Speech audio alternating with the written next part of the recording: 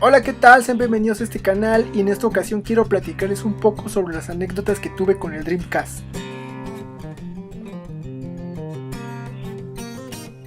Esta consola la tuve allá por el año 2000 y una vez más la compré en Plaza Meave, acá en el Distrito Federal. En México no había mucha publicidad con respecto a los productos de Sega, a comparación de Nintendo y de Sony.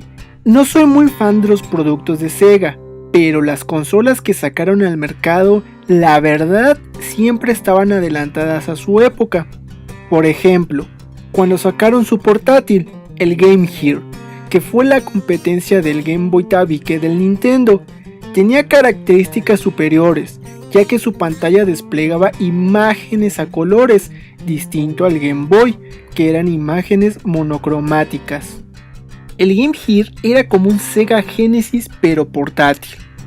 Además, el Game Gear tuvo diversos aditamentos muy novedosos. Me acuerdo que salió un aditamento para poder ver la televisión, aunque acá en México no se veía nada, ya que la señal era pésima. Lamentablemente, el Game Gear consumía demasiada batería, no te duraba nada, por lo que fue una clara desventaja ante el Game Boy. Además, la librería de videojuegos en el Game Gear fue muy escaso. Los fracasos de Sega se debieron siempre a sus conflictos internos, así como también por el poco apoyo que tuvieron con respecto a los desarrolladores de videojuegos. Cuando salió el Dreamcast, las imágenes ya estaban en los 128 bits. Fueron sorprendentes ver tales visualizaciones totalmente superiores a las del Nintendo 64 y las del PlayStation. Aparte, en el Dreamcast ya tenía integrado un módem para poder jugar modo online. Yo la verdad quise probar dicho aditamento, pero no pude, ya que en ese tiempo no había soporte acá en México, y además el internet no era como lo conocemos ahora. Cuando compré el Dreamcast ya podías ejecutar discos copia, y no había necesidad de abrir la consola, ni hacer puentes en el hardware como se hacía en el PlayStation.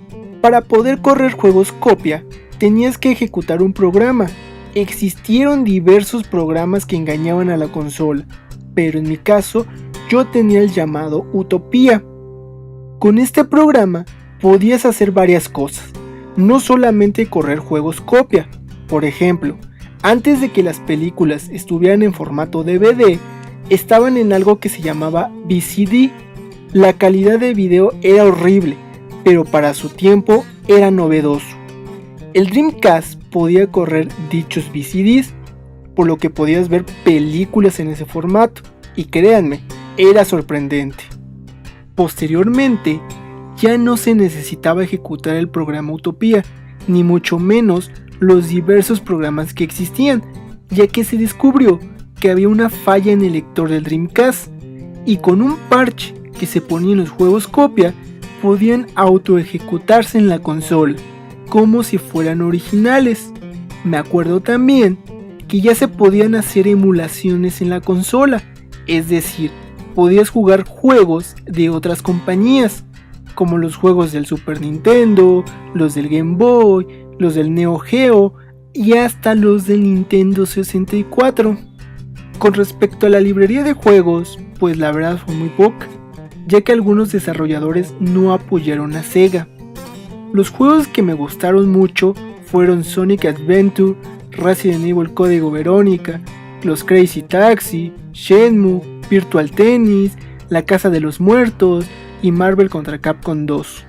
Los gráficos de los juegos estaban impresionantes, ya no se veían tan poligonales, pero lamentablemente para Sega ya se venía el PlayStation 2, que su predecesor, el PlayStation 1, había dejado una gran librería de videojuegos, por lo que todos en esa época esperábamos con ansias el PlayStation 2. Además, también se venía el GameCube y unos años más adelante el Xbox, por lo que el Dreamcast pasó sin gloria.